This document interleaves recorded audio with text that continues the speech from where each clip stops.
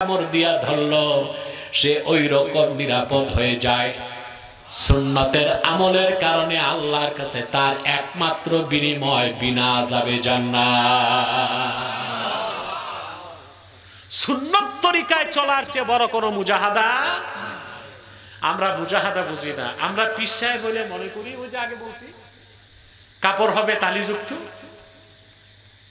টুপি হবে ছিদ্র, প্লাস্টিকের জুতা 7 বার ঝালাই, গায়ে সাবান দিবে না, আতর লাগাবে না, গোশত খাবে না, খিচুড়ি খাবে। কিন্তু খোঁজ নিলে দেখা যায় বাড়ি আছে 7টা, গাড়ি আছে 3টা, বউ আছে 2টা। সব মুজাহাদা খাবার দাবার আর পোশাক আশাক। আল্লাহ কি মুজাহাদার কথা বলছেন? আরে ভাই কষ্ট পাচ্ছেন নাকি? এটাই মুজাহাদা। মুজাহাদার চূড়ান্ত ব্যাখ্যা হচ্ছে তামাসসুক বিসুন্নাতিল মুতাহহারাতিল মুআত্তারা ফি কুল্লি আমরিন মিন উমুরিদ দ্বীন ওয়াদ দুনিয়া। আখিরাতে মুক্তির জন্য আর দুনিয়ার কল্যাণের জন্য সকল ক্ষেত্রে আল্লাহর হাবিবের সুন্নতের অনুসরণের চেয়ে বড় কোনো মুজাহাদা নাই, বড় কোনো বুজুর্গি নাই, বড় কোনো সাধনা নাই। বলেন সুবহানাল্লাহ। এখন আপনি মুজাহাদা করে বলবেন না আমি গোশত খাবো না, এটা সুন্নতের খেলাফ। আবার প্রতিদিন বেশি বেশি গোশত খাওয়া, এটাও সুন্নতের খেলাফ। কথা বলেন না। গোশত বাদ দেওয়া কি সুন্নাত? হাদিস সাক্ষ্য দেয় আল্লাহর হাবিব সাল্লাল্লাহু আলাইহি ওয়াসাল্লাম ইরশাদ করেছেন খায়রুত তাআমি ফিদ দুনিয়া ওয়াল আখিরাতিল লাহমু। দুনিয়া আখিরাতের সবচেয়ে উত্তম খাবার হচ্ছে গোশত। আল্লাহর পক্ষ থেকে যদি হালালান তাইয়্যিবা রিজকান কারীমা গোশত খান, তখন গোশত খাওয়াটা কি? আবার প্রতিদিন খাওয়া কি বেদাত? প্রতিদিন খাওয়া হাদিস শরীফে আসছে যে ঘরে প্রচুর গোশত খাওয়া হয় প্রতিদিন, ওখানে আল্লাহর লানত আসে। লানত যে আসে আমরা দেখি, কিভাবে দেখি? Brain stroke, heart attack, paralyse, প্রত্যেকটাই লানত। আর এই সব হয় অতিমাত্রায় গোশত খাওয়ার কারণে। অতিমাত্রায় গোশত খাওয়ার কারণে। ইমামে শাফি রাহমাতুল্লাহ বলেছেন ইন্নাল লাহমা ইউসাক্কিলুল কলবা। প্রচুর গোশত খেলে এটা মানুষের অন্তরকে পাথরের মতো শক্ত বানায় দেয়। কি বানায় দেয়? পাথরের মতো শক্ত বানায় দেয়। কথা বুঝতে পারছেন? তবে আমি মনে করি শুধু গোশত খাইলেই মন শক্ত হয় তা না, শাকসবজি খাইলেও মন শক্ত হয় যদি ঈমান না থাকে। দেখেন না হিন্দুস্তানের সন্ত্রাসীরা কিভাবে আমার মুসলিম ভাইদেরকে হত্যা করছে, নিধন করছে। মানুষের হৃদয়ে এতটা নির্দয় কোনোদিন আসতে পারে না। যুবতী নারীদেরকে ধর্ষণ করা হয়, নামাজরত মুসল্লিদের পিঠে লাথি মারা হয়। ওয়াকফ বিল পাস করে চেয়েছিল ভারতের সবগুলো মাদ্রাসা মসজিদের জায়গা দখল করতে। হিন্দুস্তানের মধ্যে মুজাহিদ মুসলমানেরা জীবন দিয়েছে, সিংহের মতো রাজপথে নেমেছে। সন্ত্রাসী মোদী সরকার পরাজয়কে মেনে নিয়েছে, ওয়াকফ বিলকে বাতিল করেছে। ভারতের মুসলিমদের মনে রাখতে হবে তোমাদের পাশে আমরা 14 কোটি মুসলমানও আছি। আছেন না? আল্লাহ কবুল করুক, আল্লাহ কবুল করুক। গোশত খাইলেই শুধু অন্তর শক্ত হয় না। ওরা কি খায়? ঘাস খায় সারাদিন, ভেজিটেরিয়ান, গোশত খায় না। মন শক্ত হইছে কেন? কুফরের কারণে। কিসের কারণে? অন্তর পুরাটাই তো নাপাক, শিরক আর কুফর। এই জন্য ওইটা এমন শক্ত, ওটা জাহান্নামের পাথরের মতো শক্ত। আর আমরা যদি বেশি গোশত খাই আমাদের অন্তরটাও কি হয়ে যাবে? শক্ত হয়ে যাবে, কিন্তু ওই রকম শক্ত হবে না। তাহলে প্রতিদিন গোশত খাওয়াও সুন্নতের খেলাফ। আর একদম গোশত ছেড়ে দেওয়া মুজাহাদা কি? সুন্নতের আমল। আল্লাহ আপনাকে খুব দামি পোশাক দিচ্ছেন, আল্লাহর নিয়ামতের প্রকাশ করতে এটা আপনি পরবেন, ঠিক না? রাসূলুল্লাহ সাল্লাল্লাহু আলাইহি সাল্লাম কি দামি পোশাক পরেন নাই? ইমামে বাগাবী রওয়ায়াত করেছেন তাফসীর বাগাবীতে খরাজা রাসূলুল্লাহ সাল্লাল্লাহু আলাইহি ওয়াসাল্লাম ইয়াওমান ওয়া আলাইহি জুব্বাউন কিমাতুহু 4000 দিরহাম। আল্লাহর প্রিয় হাবিব শাহানশাহে রিসালাত নূর নবীজি মুহাম্মদ সাল্লাল্লাহু আলাইহি ওয়াসাল্লাম একদিন সাহাবায়ে কেরামের কাছে তাশরিফ নিয়ে আসলেন। রাসূলুল্লাহ নূরের জিসিম মোবারকে যে জুব্বাটা ছিল ১৫০০ বছর আগে, তার দাম ছিল ৪০০০ দিরহাম। কত দিরহাম? হাদিসের ব্যাখ্যা এসেছে ওই যুগের কোন এক বাদশা রাসূলুল্লাহ সাল্লাল্লাহু আলাইহি ওয়াসাল্লামের খেদমতে ওই যুগের সবচেয়ে দামি কাপড়ের জুব্বাটা পাঠিয়েছিলেন। রাসূলুল্লাহ সাল্লাল্লাহু আলাইহি ওয়াসাল্লাম নিয়ামত হিসেবে সেটাকে প্রকাশ করেছেন। তাহলে সাধ্য থাকলে দামি পোশাক পরা কি সুন্নাহ, আর যখন থাকবে না তখন তালি দিয়ে পোশাক পরা সুন্নাহ। তাহলে মুজাহাদা হচ্ছে তামাসসুক বিস সুন্নাহ, সুন্নতের অনুসরণের চেয়ে বড় কোনো মুজাহাদা নাই। আমরা কি সুন্নতের অনুসরণ করি? কথা বলো। জি না। সুন্নতকে আমরা গ্রহণ করেছি আমল হিসেবে, কিন্তু সুন্নতকে গ্রহণ করতে হবে নীতি হিসেবে। কি হিসেবে? সুন্নতকে আমল হিসেবে গ্রহণ করছেন বলে আপনারা কয়েকটা সুন্নত পালন করেন, নামাজ, রোজা, হজ, যাকাত সুন্নত তরিকায়। দস্তরখানে খাওয়া, খাবারের পর একটু দুপুরে কাইলুলা করা, রাতে একটু হাঁটা, কখনো মিষ্টি খাওয়া, এই সুন্নতগুলো আমরা পালন করি। কারণ সুন্নতগুলোকে আমরা আমল হিসেবে গ্রহণ করেছি না, সুন্নতকে গ্রহণ করতে হবে নীতি হিসেবে। সুবহানাল্লাহ বলবেন। সুন্নতের সংজ্ঞা কি? শেখ আব্দুল কাদের জিলানী রাহমাতুল্লাহি আলাইহি সংজ্ঞা দিয়েছেন, আম্মা সুন্নাতু ফাহিয়া মা সান্না রাসূলুল্লাহ সাল্লাল্লাহু আলাইহি ওয়াসাল্লাম, আল্লাহর আখিরি নবী নূর নবীজি মুহাম্মদ মুস্তাফা সাল্লাল্লাহু আলাইহি ওয়াসাল্লাম ১৫০০ বছর আগে আল্লাহর পক্ষ থেকে ইহকালীন কল্যাণ পরকালীন মুক্তির জন্য যে নীতি নির্ধারণ করেছেন, সেই নীতির নাম সুন্নতে নববী। নীতি হিসেবে বিশ্বাস করতে হবে, হুকুম হিসেবে আমল করতে হবে। নীতি হিসেবে এখন আপনি সব সুন্নত পালন করতেছেন, একটা সুন্নত নীতি হিসেবে অস্বীকার করছেন, আপনি মুসলমান থাকবেন না কাফের হবেন? কথা বলেন। ঈমান থাকবে না। কিন্তু একটা সুন্নত আমল করেন নাই, সব সুন্নত নীতি হিসেবে মেনে নিয়েছেন, আপনি মুমিন। ফাসিক। আপনি মুমিন কিন্তু ফাসিক। কিন্তু সব সুন্নত আমল হিসেবে গ্রহণ করে একটা সুন্নত নীতি হিসেবে বিশ্বাস করেন নাই, আপনি মুমিন হতে পারবেন পারবেন না। যে এই ফতোয়া কার? আল্লাহ রাব্বুল আলামিন বলেন, ফালা ওয়া রাব্বিকা লা ইউমিনুনা হাত্তা ইউহাক্কিমুকা ফীমা শাজারা বাইনাহুম থুম্মা লা ইয়াজিদু ফি আনফুসিহিম হারাজাম মিম্মা কাদাইতা وَيُسَلِّمُوا تَسْلِيمًا। আল্লাহ রাব্বুল আলামিন বলেন, মুহাম্মদ সাল্লাল্লাহু আলাইহি ওয়াসাল্লাম আপনার রবের কসম, আল্লাহ কসম করে বলেন, লা ইউমিনুনা হাত্তা ইউহাক্কিমুকা ফীমা শাজারা বাইনাহুম আই ফীমা ইখতালাতা বাইনাহুম। ততক্ষণ তারা মুমিন হতে পারবে না যতক্ষণ পর্যন্ত না তাদের সৃষ্ট বিরোধের ক্ষেত্রে আপনি যে সিদ্ধান্ত দেন তা তারা গ্রহণ না করবে, সন্তুষ্ট চিত্তে বিনা প্রশ্নে অবনত মস্তকে আমি আল্লাহ কসম করে বলি তারা মুসলমান হতে পারবে না। ঠিক। তাহলে রাসূল করিম সাল্লাল্লাহু আলাইহি সাল্লাম যে সুন্নত রেখে গেছেন, সেটা কয়েকটা সুন্নতের আমল করলে হবে না। রাসূল করিম সাল্লাল্লাহু আলাইহি সাল্লাম যে সুন্নত রেখে গেছেন সেটা কি?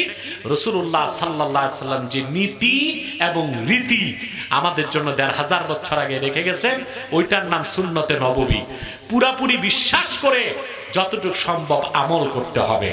কিন্তু আমাদের মধ্যে এমন ফাসেক ফাজের মুসলমান আছে, মুলহিদ এবং জিন্দিক মুসলমান আছে, জীবনের মৌলিক অনেক ক্ষেত্রে আল্লাহ তার হাবিব নাই বাংলাদেশে? ইসলামী আইনের কথা শুনলে অ্যালার্জি শুরু হয়ে যায়। মুখে দাড়ি, মাথায় টুপি, 5 ওয়াক্ত নামাজ পড়ে শরিয়া আইনের কথা বললে বলে এই 1500 বছর আগের পুরান আইন এখন কি চলবে? ওটা মুসলমান না কাফের? আরে মিয়া, তোমার ঠোঁটে জড়তা রাখা যাবে না, ওইটা মুসলমান না কাফের? তার মানে আল্লাহর আইন অচল হয়ে গেছে তার চোখে। রাসূলুল্লাহ সাল্লাল্লাহু আলাইহি ওয়াসাল্লাম যে আইন দিয়েছেন 1500 বছর আগে, ওটা তার কাছে অচল। কথা বলে না? তাহলে সে আহকামে শরঈয়াকে নীতি হিসেবে গ্রহণ, অথচ আহকামে শরঈয়াকে জীবনের সকল ক্ষেত্রে বাস্তবায়ন করাটাকে আল্লাহ তার হাবিব সাল্লাল্লাহু আলাইহি সাল্লাম উম্মতের জন্য ফরজ করে দিয়েছেন। অতএব শুধু মেসওয়াক করে, দস্তরখানে খানা খেয়ে, জুব্বা কুর্তা পরে, জুব্বা লাগিয়ে, মাথায় পাগড়ি দিয়া মাঝে মধ্যে কদু খাবেন, মাঝে মধ্যে মিষ্টি খাবেন, এর মাধ্যমে আপনি সুন্নতের আমল করবেন, তা হবে না। জীবনের সকল ক্ষেত্রে আল্লাহর আখির নবী মুহাম্মদ মুস্তাফা সাল্লাল্লাহু আলাইহি ওয়াসাল্লাম 1500 বছর আগে যে সুন্নাত রেখে গেছেন, সেটা পুরাটা আপনাকে বিশ্বাস করতে হবে, নীতি হিসেবে আমল করতে হবে যতটুকু সম্ভব, সর্বোচ্চ চেষ্টা করে। বলেন সুবহানাল্লাহ। তো সুন্নতকে নীতি হিসেবে মানলে আপনি উম্মত, সুন্নতকে নীতি হিসেবে না মানলে আপনি উম্মত নয়। সুন্নতের আমল করলে আপনি সুন্নি, সুন্নতের আমল না করলে আপনি সুন্নি। বাংলাদেশে একটা ঝগড়া আছে, ওহাবিয়া, ঠিক কিনা? কি ঝগড়া আছে বাংলাদেশে? ঝগড়া আছে না নাই? সুন্নিয়া। কারণ যে নিজের সুন্নি বলতেছে সে নিজেও জানে না আসলে সে সুন্নি কিনা। আর যে তোমরা যারা কিতাবটা বিক্রি করতেছো, এটা স্টেজে রাখো, মুনাজাতের পর আমি দিব সবাইকে। কারণ ওই কিতাবে আল্লাহর হাবিব সাল্লাল্লাহু আলাইহি সাল্লামের জান্নাতুল ফেরদাউস, রওজা মুবারকের ছবি আছে।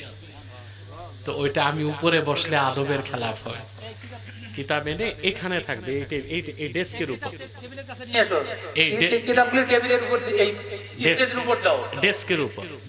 ডেস্কের উপর থাকবে ইনশাআল্লাহ। এখান থেকে ইনশাআল্লাহ আপনারা নিয়ে যাবেন। আমি কিতাবটা পাইছি। আর ওয়াফাউল ওয়াফা বি আখবারি দারিল মুস্তাফা অত্যন্ত নির্ভরযোগ্য কিতাব, এবং জাজবুল কুলুব আব্দুল হক মুহাদ্দিস দেহলভির লেখা, খুব নির্ভরযোগ্য কিতাব। এই দুইটা কিতাব সামনে রেখে তিনি লিখেছেন, আপনারা একেবারে সব কথা চোখ বন্ধ করে পড়তে, বিশ্বাস করতে পারেন। আলহামদুলিল্লাহ।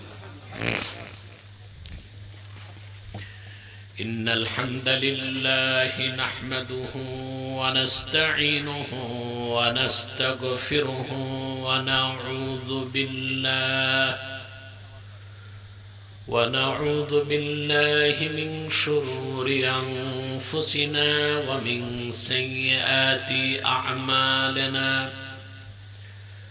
من يهده الله فلا مضل له ومن يضلله فلا هادي له ونشهد أن لا إله إلا الله وحده لا شريك له ونشهد أن سيدنا وحبيبنا ومولانا محمدا عبد الله ورسوله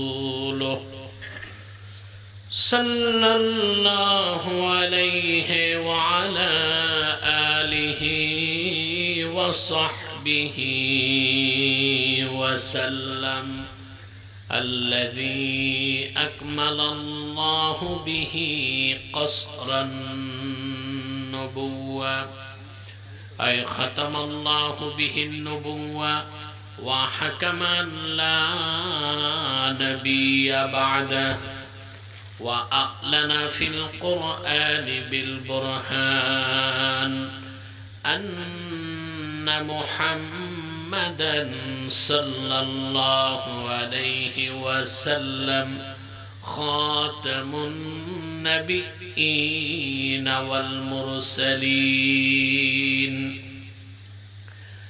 الذي أرسله بالحق بشيرا ونذيرا وداعيا إلى الله بإذنه وسراجا منيرا فقد قال الله تعالى في كلامه المجيد والفرقان الحميد أعوذ بالله من الشيطان الرجيم بسم الله الرحمن الرحيم والذين جاهدوا فينا لنهدينهم سبلنا وإن الله لمع المحسنين صدق الله العظيم وصدق رسوله النبي الكريم ونحن على ذلك من الشاهدين والشاكرين والحمد لله رب العالمين إن الله وملائكته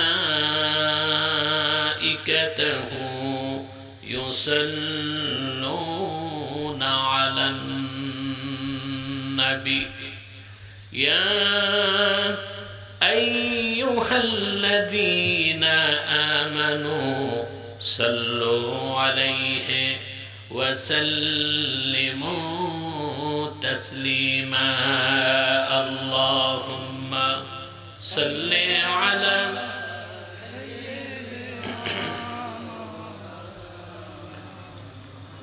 وعلى آل سيدنا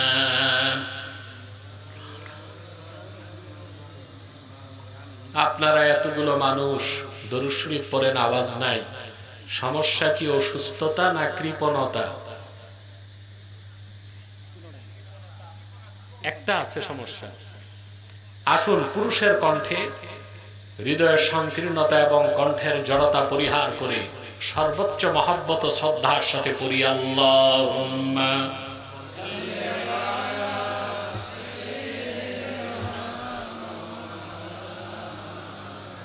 وعلى آل سيدنا مولانا محمد मेरा दिल तड़प रहा है, मेरा जल रहा है सीना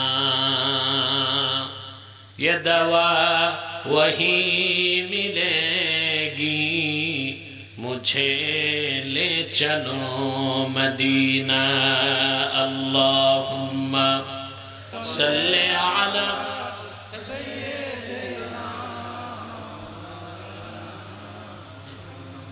وعلى آل سيدنا مولانا محمد मदीने की हवा से जन्नती बू आती है, खाके पाके मदीना में नूरे जन्नत चमकती है अल्लाहुम्मा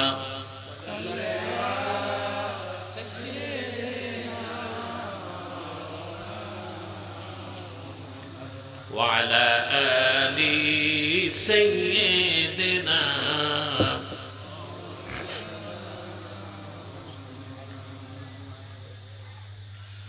محمد رسول الله صلى الله عليه وسلم ختم الله به النبوة وحكما لا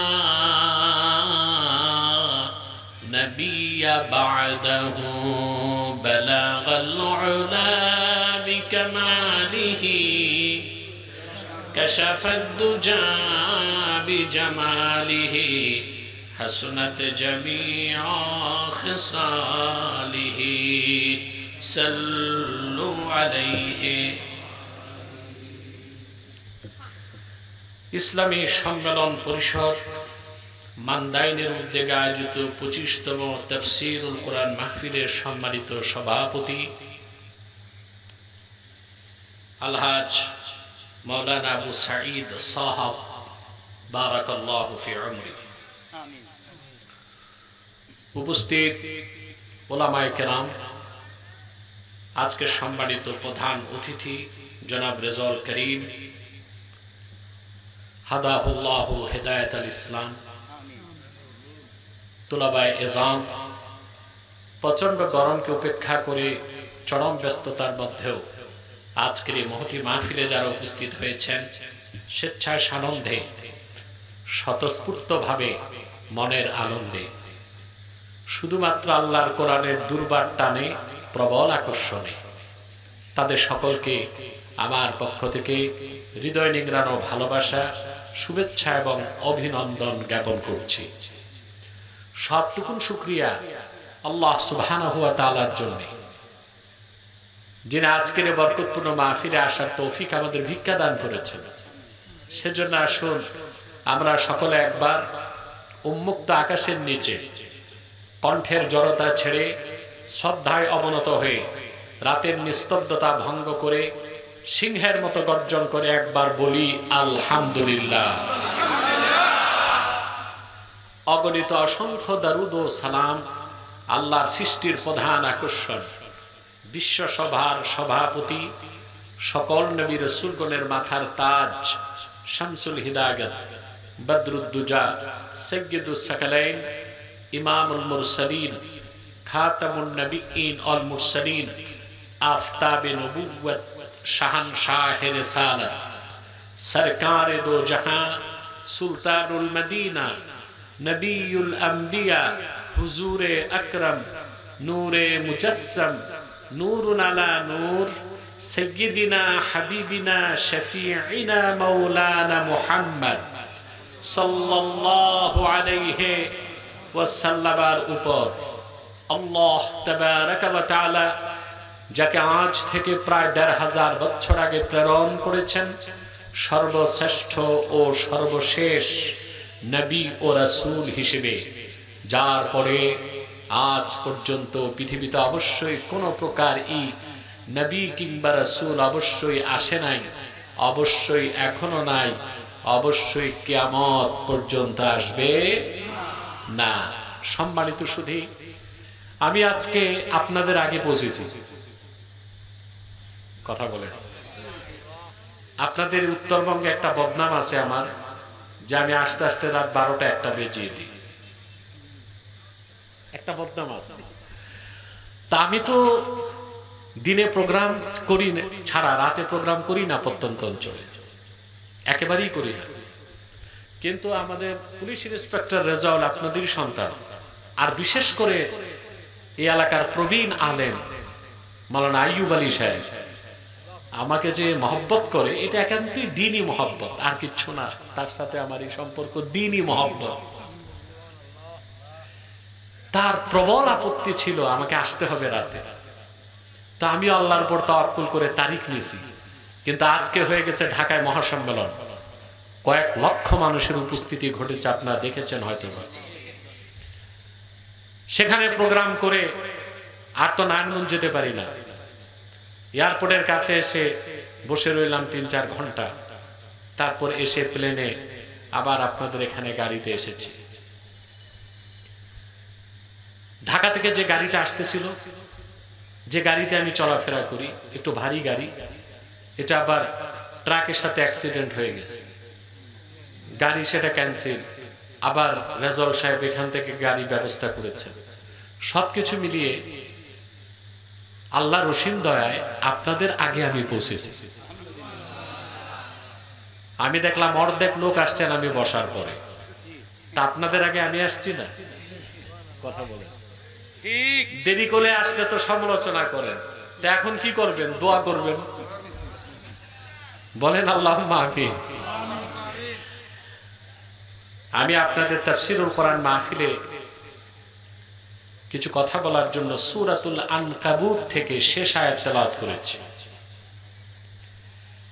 এই 69 নম্বর আয়াতটিকে কেন্দ্র করে নির্ভরযোগ্য মুফাসসির এবং মুহাদ্দিসগণের দৃষ্টিকোণ থেকে কিছু কথা আপনাদের সামনে তুলে ধরার চেষ্টা করব ইনশাআল্লাহ, যদি আমার মালিক আল্লাহ আমাকে তৌফিক ভিক্ষা দান করেন। বলুন আল্লাহুম্মা আমিন। ভূমিকাতে একটি কথা বলবো, ঝড় তুফানের দিন মাহফিল করলে আর শীতকালে মাহফিল করলে ভাব আর ইমেজের মধ্যে একটু পার্থক্য থাকে, কি বলেন? অর্থাৎ শীতকালে মাহফিলের আমেজ আর গ্রীষ্মকালে মাহফিলের আমেজ একটু ভিন্ন হয়। তো শীতকালে তো আমার সুযোগ নাই, আমি বলছি আমি এই সময় যাব, আল্লাহ দয়া করছেন বৃষ্টি বাদল নাই। তবে আজকে আমরা দোয়া করব যেন মাহফিলের পর আল্লাহ পর্যাপ্ত বৃষ্টি দিয়া এই এলাকার মাটিকে ঠান্ডা করে দেন, কারণ ফসলের জন্য বৃষ্টি দরকার আছে, ঠিক না? আল্লাহর হুকুমে হবে ইনশাআল্লাহ। সম্মানিত সুধী, যারা এসেছেন পার্থিব কোনো স্বার্থ নাই, এসেছেন ইলম শিখতে, ঠিক না? আর সেটা হচ্ছে দ্বীনের ইলম। আপনাদের মর্যাদা কতটুকু বেড়েছে চিন্তা করতে পারবেন? রাসূল করিম সাল্লাল্লাহু আলাইহি ওয়াসাল্লামের হাদিস সাক্ষ্য দেয়, ইবনে মাজাহ শরীফের হাদিস, কোন ঈমানদার যখন দ্বীন শিখতে বের হয়, ওয়া ইন্নাল মালাইকাতা লাতাদাউ আজনিহাতাহা রিদান লিতালিবিল ইলম। সুবহানাল্লাহ। তালিবে ইলমের সন্তুষ্টির জন্য তার পদতলে রহমতের ফেরেশতারা ডানা বিছায় দেয়। সুবহানাল্লাহ। মন্ত্রী এমপি আসলে লাল গালিচা দেন, কি দেন? লাল গালিচা দেন না? আপনার কথা বলেন। পচা পাটের তৈরি চটের গালিচা আর কি? আর আপনারা আল্লাহর ফেরেশতার ডানার উপর পা রেখে হেঁটে হেঁটে এসেছেন। হলো না তো? আওয়াজটা তো পুরুষের মতো হইল না। পুরুষোচিত কণ্ঠে বলুন আলহামদুলিল্লাহ। যতক্ষণ বাড়ি ফিরে না যাবেন আপনাদের জন্য দোয়া চলতে থাকবে। ওয়াস্তাগফিরু লাহু মান ফিস সামাওয়াতি ওয়াল আরদ। যতক্ষণ মুমিন দ্বীন শিখে বাড়ি ফিরে না যায়, আল্লাহর আকাশ ও জমিনের লক্ষ লক্ষ ফেরেশতা সে বান্দার জন্য আল্লাহর কাছে গুনাহ মাফের দোয়া করে। দোয়া চলতেছে, দোয়া। সুবহানাল্লাহ। একটু পর আমরা সম্মিলিত মুনাজাত করব না? মাজমাউ জাওয়ায়েদে এসেছে, ইমাম হায়সামি মারফু মুত্তাসিল সনদে নকল করেছেন, রাসূল করিম সাল্লাল্লাহু আলাইহি ওয়াসাল্লাম ইরশাদ করেছেন, আমার উম্মতের কোন দল যদি দোয়া করে, একজন দোয়া করে বাকিরা আমিন আমিন বলে, ওই সম্মিলিত দোয়া আল্লাহ ফেরত দেন না, কবুল করে নেন। তা আমরা বিশ্বাস রাখতে পারি, বিদায়ী মুনাজাত করে গুনাহ মাফ করে নিষ্পাপ হয়ে বাড়ি যেতে চাই। কারা কারা হাত তুলে আল্লাহ তাআলাকে দেখা? আল্লাহ কবুল করুন, আল্লাহ মঞ্জুর করুন, বলুন আল্লাহুম্মা আমিন। আর ভূমিকা নয়, তেলাওয়াতের মাধ্যমে আমি আলোচনায় প্রবেশ করছি, আমার সঙ্গে পড়ুন। আউযু বিল্লাহি মিনাশ শাইতানির রাজীম। বিসমিল্লাহির রাহমানির রাহিম। والذين جاهدوا فينا لنهدينهم سبلنا وإن الله لمع المحسنين। আল্লাহ পাক বলেন, والذين جاهدوا فينا لنهدينهم سبلنا। ইমাম সুয়ুতি ব্যাখ্যা করেন, ওয়াল্লাযীনা জাহাদু ফীনা আই ফি হাক্কিনা লানাহদিয়ান্নাহুম সুবুলানা আই তুরুকাস সাইরি ইলাইনা। সুবহানাল্লাহ। আল্লাহ বলেন, আমার যে মুমিন বান্দারা আমার স্বার্থে আমাকে পেতে সাধনা করে, মুজাহাদা করে, কষ্ট করে, প্রাণান্তকর প্রচেষ্টা চালায় আমি আল্লাহকে পেতে, আমি আমার কাছে পৌঁছার সবগুলো পথ তাদের দেখায় দেই। সুবহানাল্লাহ। আমার কাছে পৌঁছার জন্য সকল পথ আমি তাদেরকে দেখায় দিব, বলেন সুবহানাল্লাহ। আল্লাহকে পেতে চান? এই নামাজ রোজা কার জন্য? প্রচন্ড শীতের মধ্যে ওযু করে ফজর নামাজ পড়েন কাকে পেতে? রাতে ঘুমকে হারাম করে তাহাজ্জুদ পড়েন কার সন্তুষ্টির জন্য? এখন বসে আছেন ঘন্টার পর ঘন্টা, মাটিকে ফরাশ বানিয়ে বসে আছেন আরামের ঘুমকে বর্জন করে কার সন্তুষ্টির জন্য? তা আল্লাহকে পেতে হলে মুজাহাদা লাগবে। কি লাগবে? মুজাহাদা শব্দটা জাহদুন বা জহদুন শব্দ থেকে, তাকাত বা মুশাক্কাত, এর সরল তর্জমা হচ্ছে প্রাণান্তকর প্রচেষ্টা। প্রাণান্তকর কাকে পেতে? সুবহানাল্লাহ বলেন। এখন আল্লাহকে পাওয়ার জন্য যে মুজাহাদা, এটা আবার আমার দেশের অনেক সুফি সাধক বুঝে না। মুজাহাদা বলতে বুঝে অত্যন্ত জীর্ণ শূন্য তালিযুক্ত জুব্বা পরবে, ছিদ্রযুক্ত টুপি, প্লাস্টিকের জোতা, গোশত খাবে না, খিচুড়ি খাবে, স্প্রিং এর খাটে ঘুমাবে না, কাঠের তক্তায় শুবে। এটারে বলে মুজাহাদা। এটা কি বলে? এটাকে মনে করে মুজাহাদা। অর্থাৎ ভালো কাপড় পরবে না, ভালো কিছু খাবে না, ভালো কিছু চলবে না, পুরান কাপড় পরবে, সাধ্য থাকলেও টুপি ছিদ্রওয়ালা পরবে, প্লাস্টিকের জুতা পরবে, গোশত আছে খাবে না, খিচুড়ি খাবে, স্প্রিং এর খাটে ঘুমাবে না, কাঠের তক্তায় ঘুমাবে। এটাকেই আমার দেশের অধিকাংশ সুফি সাধক মুজাহাদা মনে করে। এটি কি মুজাহাদা? কথা বলতে হবে। আল্লামা ইমাম কুরতুবী রাহমাতুল্লাহি আলাইহি মুজাহাদার তিনটা পরিচয় দিয়েছেন। প্রথম মুজাহাদার ব্যাখ্যা হচ্ছে নাসরুদ্দিন ওয়ার রাদ্দু আলাল মুবতিলিন ওয়া কামউজ জালিমিন। আল্লাহর দ্বীনকে সাহায্য করা, কাফের মুশরিক বেঈমানদেরকে দলিল দিয়ে, প্রজ্ঞা দিয়ে পরাজিত করা। আর কাফের মুশরিক যদি দ্বীন ইসলামকে আঘাত করতে আসে, তাদের বিষ দাঁতকে নির্মূল করে দেওয়া। সুবহানাল্লাহ বলবেন। মুজাহাদার প্রথম পরিচয় নাসরুদ্দিন, দ্বীনকে সাহায্য করা। দুই নাম্বার হচ্ছে রাদ্দু আলাল মুবতিলিন, কাফের মুশরিক বেঈমানকে ইন্টেলেকচুয়াল ফাইট। একটা ফাইট হচ্ছে হাতে, আরেকটা হচ্ছে সুবহানাল্লাহ। পশুকে আল্লাহ শক্তি দিয়েছেন শুধু দেহে, মানুষকে দিয়েছেন দেহে, মাথায়। মুমিনকে দিয়েছেন তিন জায়গায়, দেহে, মাথায়, সিনায়। আহারে এতিম মানুষগুলো সুবহানাল্লাহ কয় না। পশুর শক্তি কয় জায়গায়? শুধু দেহে। মানুষের শক্তি দুই জায়গায়, দেহে এবং মুমিনের শক্তি দেহে, মাথায়, সুবহানাল্লাহ। পরাশক্তি আর অপশক্তি দিয়ে দেহের শক্তি, মাথার শক্তিকে মোকাবেলা করা যায়, কিন্তু মুমিনের স্পিরিচুয়াল পাওয়ার, রূহানি শক্তিকে মোকাবেলা করার কোন অপশক্তি দুনিয়াতে না। আছে? আমি ছোট্ট একটা দৃষ্টান্ত দিচ্ছি। পয়গম্বর মূসাকে আল্লাহ ডাক দিয়ে বললেন, ইযহাব ইলা ফিরআউনা ইন্নাহু তাগা।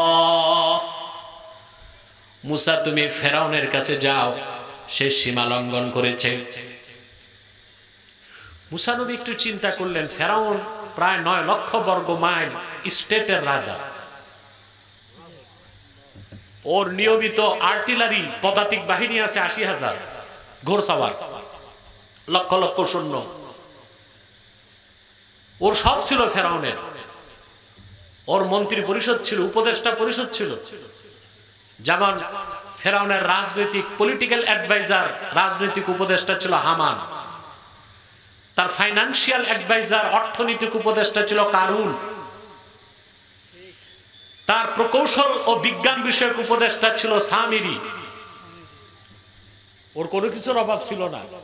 মুসা নবী ভাবলেন এইরকম একটা শক্তিধর বেঈমানের বিরুদ্ধে আল্লাহ আমার একা যাইতে কয়, সাথে দিয়েছে আমার ভাই হারুনকে, তা আমি কি দিয়ে মোকাবেলা করব?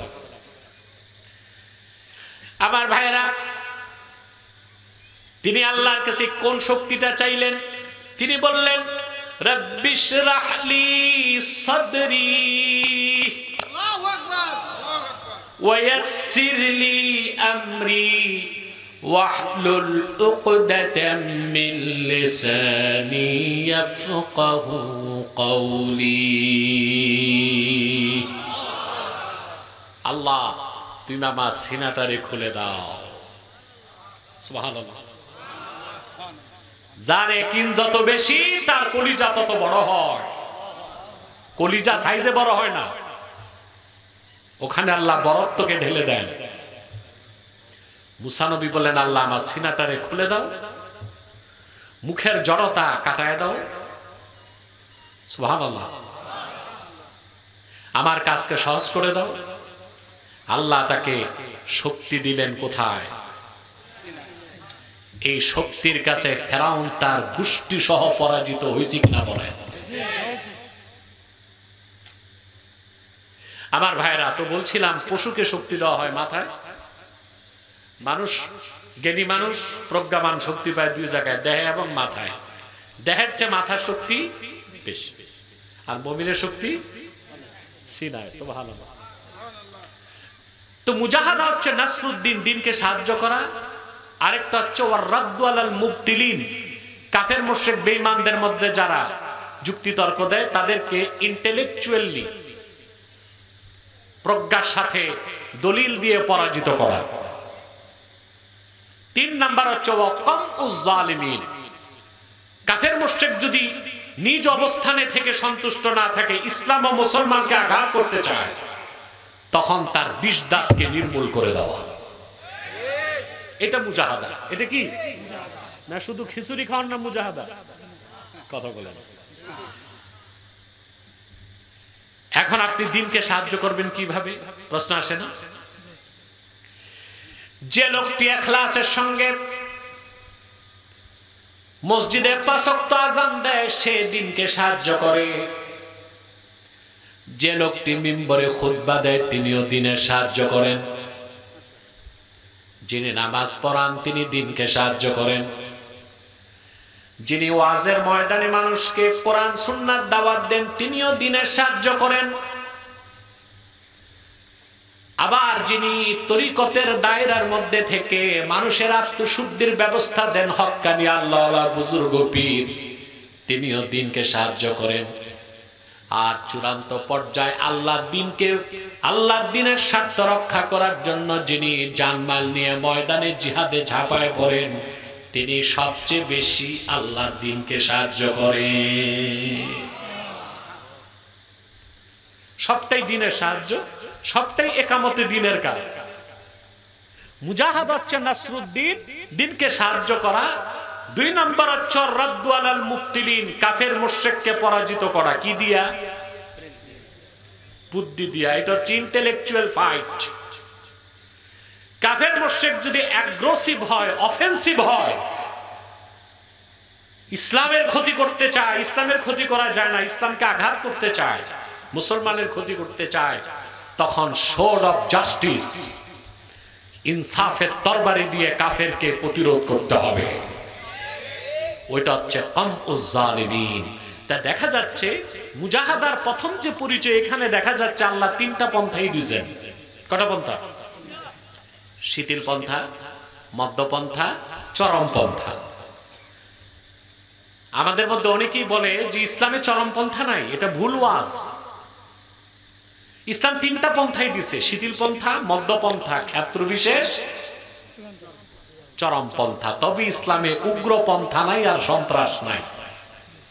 উগ্রপন্থার সন্ত্রাস এক জিনিস, আর এক্সট্রিমিজম চরমপন্থা গ্রহণ করা ওটা ভিন্ন জিনিস।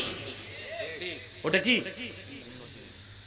আমরা শুনতে শুনতে অভ্যস্ত হয়ে গেছি যে আমরা হচ্ছে মধ্যপন্থী উম্মত, বলা হয় না? এটা একটা ভুল ব্যাখ্যা। আমরা মধ্যপন্থী উম্মত না, তবে আমাদের মধ্যপন্থা দেওয়া হয়েছে। তবে এটা সকল ক্ষেত্রে না, কিছু ক্ষেত্রে। কথায় ফাঁক আছে। আমরা মধ্যপন্থী না, তবে আমাদের মধ্যপন্থা দেওয়া হয়েছে। বুঝতেছেন? এখন কেউ বলতে পারে আল্লাহ তো বলেছেন وَكَذَلِكَ جَعَلْنَاكُمْ أُمَّةً وَسَطًا لِتَكُونُوا شُهَدَاءَ عَلَى النَّاسِ। অধিকাংশ আলেম দেখে তর্জমা করে, আর এভাবে আমি তোমাদেরকে উম্মাতাও ওয়াসাতা, মধ্যপন্থী উম্মত বানাইছি। আলেম ভাইদেরকে বলবো একটু মৌলিক তফসির গুলো খুলে দেখান তো, কোন একটা তফসিরে উম্মাতাও ওয়াসাতার ব্যাখ্যা মধ্যপন্থী জাতিটা আছে কিনা? কোথাও নাই। তিরমিজির হাদিস সহ 12 থেকে 14টা তফসিরে আমি দেখেছি। এটার তফসির হচ্ছে ওয়াকাযালিকা জাআলনাকুম উম্মাতাও ওয়াসাতা, আই উম্মাতান খিয়ারাও ওয়া আদলা। উম্মতে মুহাম্মাদি, আমি তোমাদেরকে তৈরি করেছি ন্যায়পন্থী উম্মত হিসেবে, শ্রেষ্ঠ উম্মত হিসেবে। বলেন সুবহানাল্লাহ। এই আয়াতের অপব্যাখ্যা করে বলা হয় ইসলামে চরমপন্থা নাই। আছে চরমপন্থা। কোরআন শরীফ থেকে দেখেন, আল্লাহ রাব্বুল আলামিন তার হাবিবকে বলেছেন ইয়া আইয়ুহান নাবিয়্যু জাহিদিল কুফফারা ওয়াল মুনাফিকিনা ওয়াগলুজ আলাইহিম ওয়া মাওয়াহুম জাহান্নাম ওয়া বিইসাল মাসীর। আল্লাহ সূরা তাহরিমে তার হাবিবকে বলেছেন, হে আমার প্রিয় নবী মুহাম্মদ সাল্লাল্লাহু আলাইহি ওয়াসাল্লাম, জাহিদিল কুফফারা ওয়াল মুনাফিকিন, কাফেরদের বিরুদ্ধে, মুনাফিকদের বিরুদ্ধে জিহাদ করুন। ওয়াগলুজ আলাইহিম, আর তাদের ক্ষেত্রে আপনি কঠোর ব্যবস্থা নিন। সুবহানাল্লাহ। আপনারা জানেন আরবিতে যদি বলা হয় হাজারান গালিজা, এর অর্থ হচ্ছে শক্ত পাথর। অর্থ কি? তারপরে প্রচন্ড রাগী মানুষ, তাকে বলা হয় রাজুল গালিজ। কথা বুঝতে পারছেন? আর কর্মপন্থার ক্ষেত্রে গালিজ, এটার অর্থ আসে কঠোর নীতি। আল্লাহ তার হাবিব সাল্লাল্লাহু আলাইহি ওয়াসাল্লামকে বলেছেন, আপনি কাফের মুশরিকদের বিরুদ্ধে জিহাদ করুন, আর প্রয়োজনে তাদের ক্ষেত্রে ওয়াগলুজ আলাইহিম, তাদের ক্ষেত্রে আপনি কঠোর ব্যবস্থা গ্রহণ করুন, কঠোর নীতি গ্রহণ করুন তাদের বিরুদ্ধে। চরমপন্থা আছে না নাই? আসলে ইসলাম 3টা পন্থাই দিয়েছেন। যেমন নাসরুদ্দিন, আল্লাহর দ্বীনকে সাহায্য করবেন, আপনি নামাজ পড়াবেন, ওয়াজ করবেন, খুতবা দিবেন, পীরি মুরিদি করবেন, এটা হচ্ছে শিথিল পন্থা। এটা কি? ওয়ারাদ্দু আলাল মুবতিলিন, বাতিলকে আপনি বুদ্ধিভিত্তিক লড়াইতে পরাজিত করবেন, এটা মধ্যপন্থা। কাফের মুশরিক যদি আপনাকে উৎখাত করতে চায়, দ্বীনকে আঘাত করতে চায়, তখন কি? চরমপন্থা। সুবহানাল্লাহ বলবেন। কথাটা একেবারে নতুন শোনার কারণে নিতে পারতেছেন না, তবে নেওয়ার মতো ব্যবস্থা হচ্ছে। মনোযোগ আছে তো? আরে ভাই, চরমপন্থা কোথায় নাই বলেন তো? আপনি মেডিকেল সায়েন্সে জানতো, চোখের ডাক্তারের কাছে গেছেন, চোখ অত্যন্ত সেনসিটিভ অর্গান, সবচেয়ে স্পর্শকাতর অঙ্গ না? তো চোখের ডাক্তার চোখের ট্রিটমেন্ট করে শিথিল পন্থায়, খুব আস্তে। গেছেন কানের ডাক্তারের কাছে, কানের ডাক্তার ট্রিটমেন্ট করবে মধ্যপন্থায়। কথা বলেন। গেছেন দাঁতের ডাক্তারের কাছে, দাঁতের ডাক্তার ট্রিটমেন্ট করবে চরম পন্থায়। কোন পন্থায়? দাঁতের ডাক্তারের ইনজেকশন দেখছেন? এ তো দেখলে এখন আমি ভয় পাই। তারপরে কোনো দয়া মায়া নাই, সারাশি ঢুকায়া খিচে টেনে চরম পন্থায় বের করে আনবে। দাঁতের ডাক্তার যদি চোখের ডাক্তারের শিথিল পন্থা নেয়, একটা দাঁতও বের করতে পারবে না। তো তিনটা পন্থা আছে না নাই? দাবি দাওয়া নিয়ে মহাসড়কে নামছেন, পুলিশ এসে প্রথমে শিথিল পন্থায় ব্যারিকেড দিবে।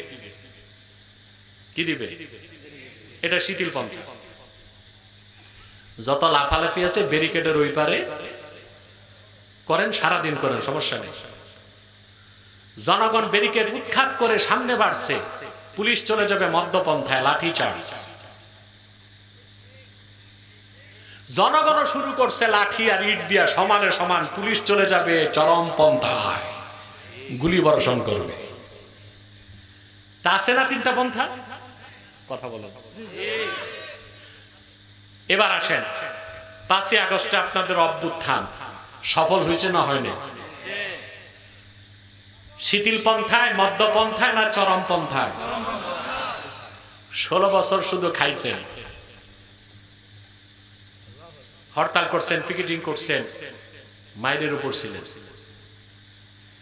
জনগণের পিঠ থেকে গেছে দেয়ালে, তারা নেমে আসলো চরম পন্থায়।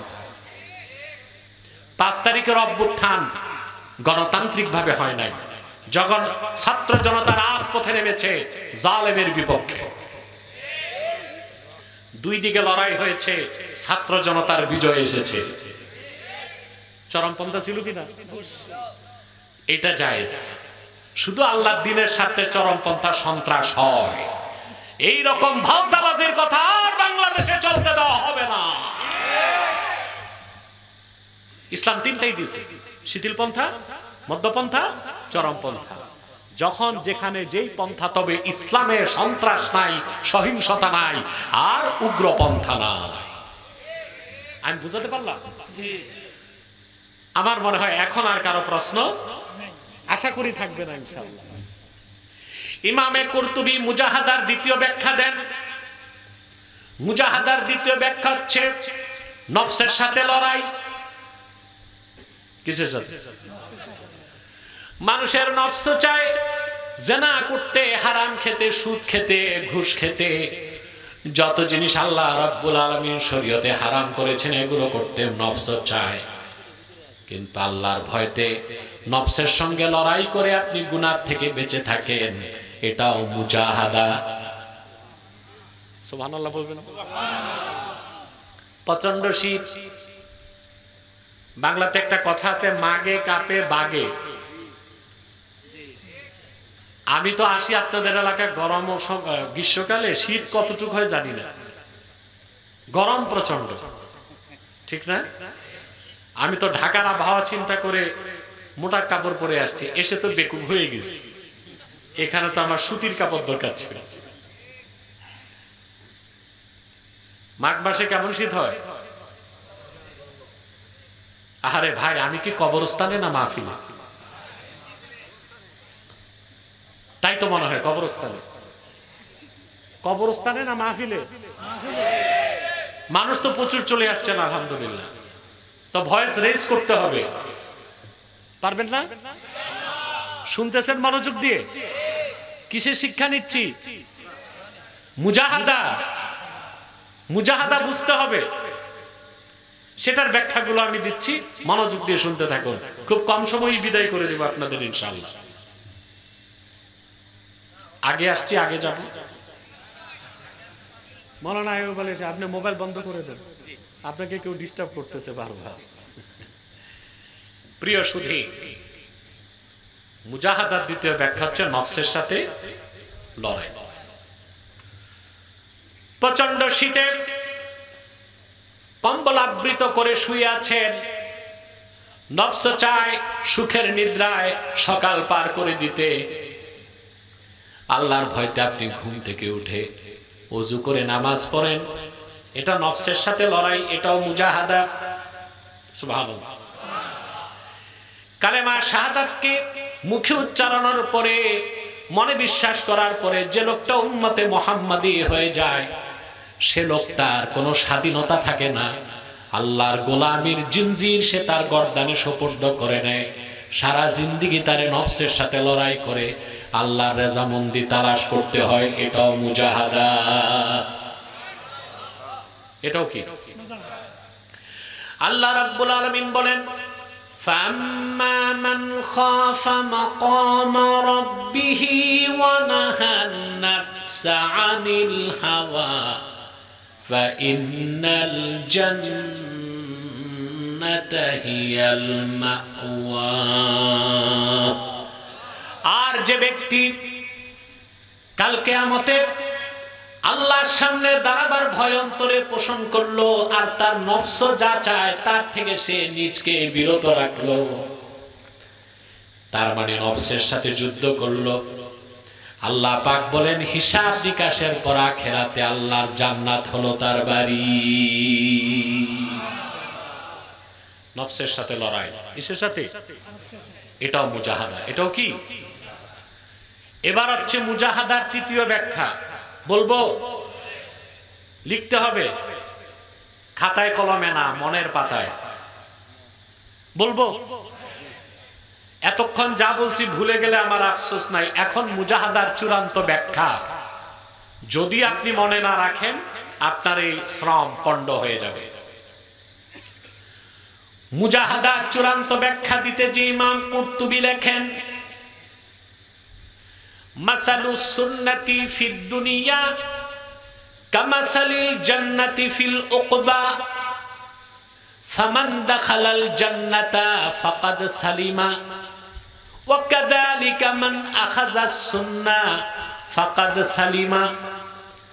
আল্লাহর হাবিব আখিরি নবী নূর নবীজি আমার মুহাম্মদ মুস্তাফা সাল্লাল্লাহু আলাইহি ওয়াসাল্লাম ১,৫০০ বছর আগে যে সুন্নত রেখে গেছেন, সেই সুন্নত হচ্ছে আল্লাহর জান্নাতের মতো।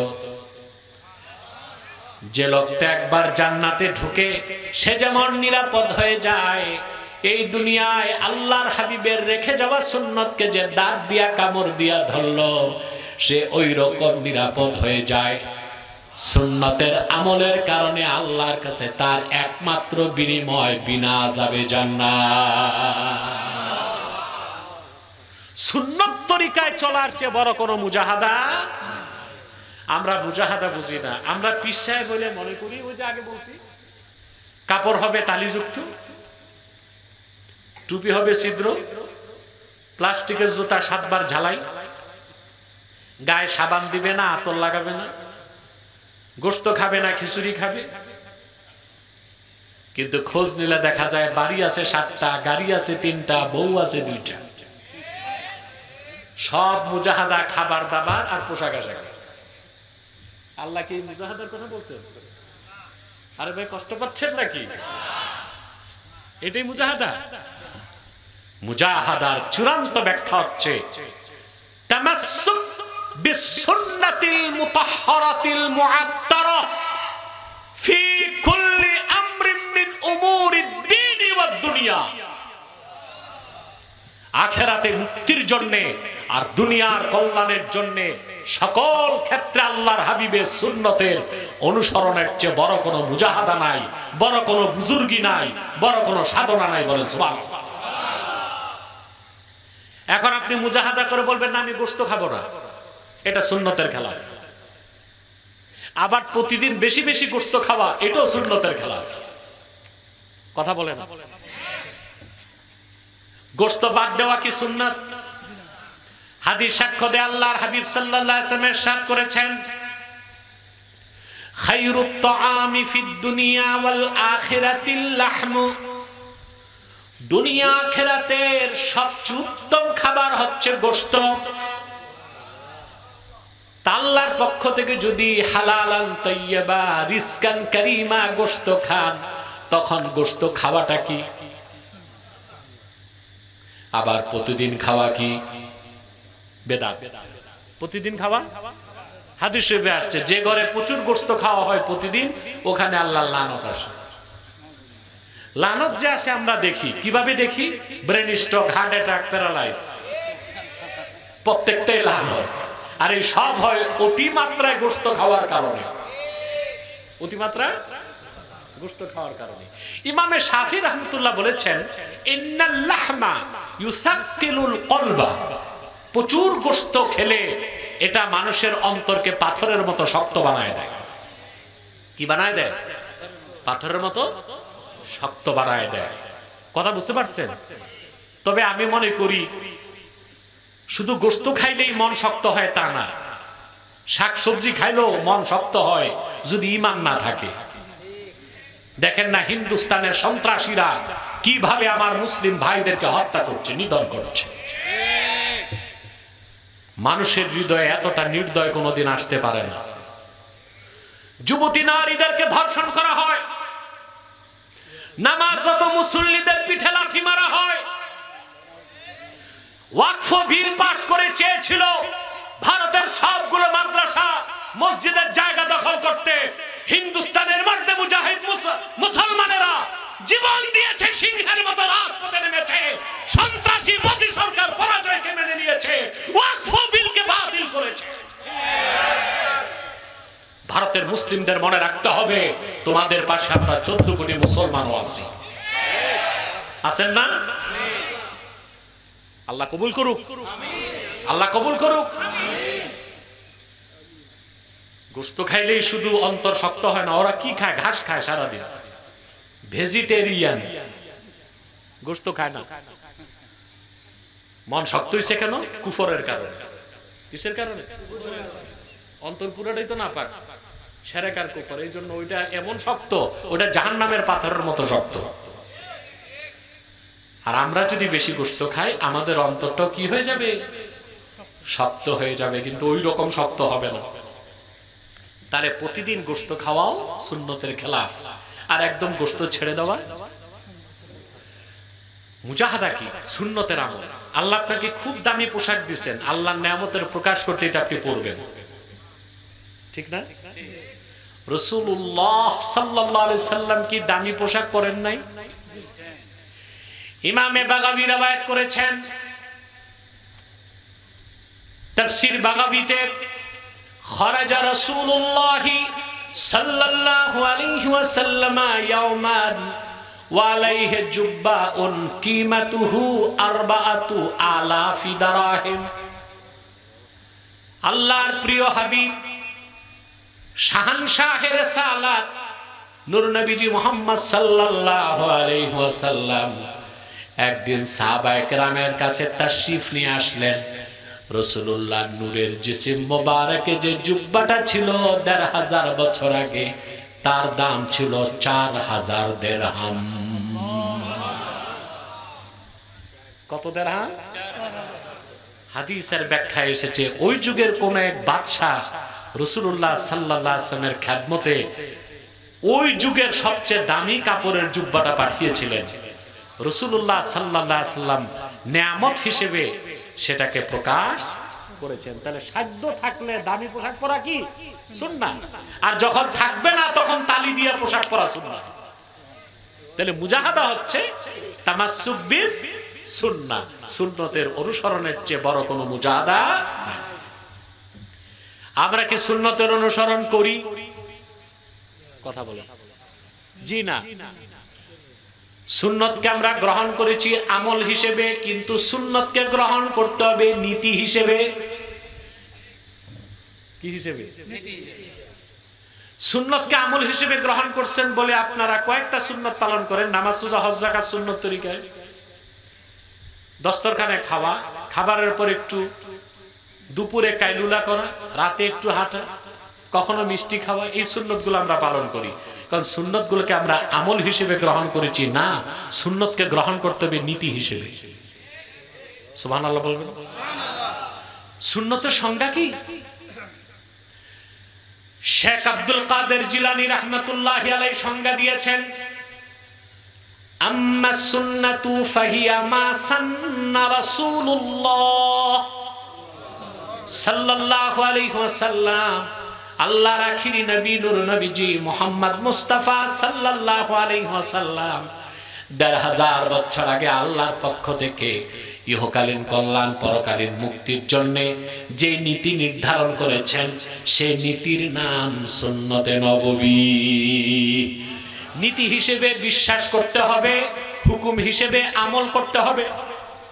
নীতি হিসেবে এখন আপনি সব সুন্নত পালন করতেছেন, একটা সুন্নত নীতি হিসেবে অস্বীকার করছেন, আপনি মুসলমান থাকবেন না কাফের হবেন? কথা বলেন, ঈমান থাকবে না। কিন্তু একটা সুন্নত আমল করেন নাই, সব সুন্নত নীতি হিসেবে মেনে নিয়েছেন, আপনি মুমিন। ফাসেক, আপনি মুমিন কিন্তু ফাসেক। কিন্তু সব সুন্নত আমল হিসেবে গ্রহণ করে একটা সুন্নত নীতি হিসেবে বিশ্বাস করেন নাই, আপনি মুমিন হতে পারবেন পারবেন না। যে এই ফতুয়া কার? আল্লাহ রাব্বুল আলামিন বলেন, ফালা ওয়া রাব্বিকা লা ইউমিনুনা হাত্তা ইউহাক্কিমুকা ফীমা শাজারা বাইনাহুম থুম্মা লা ইয়াজিদু ফি আনফুসিহিম হারাজাম মিম্মা কাদাইতা ويسلموا تسليما।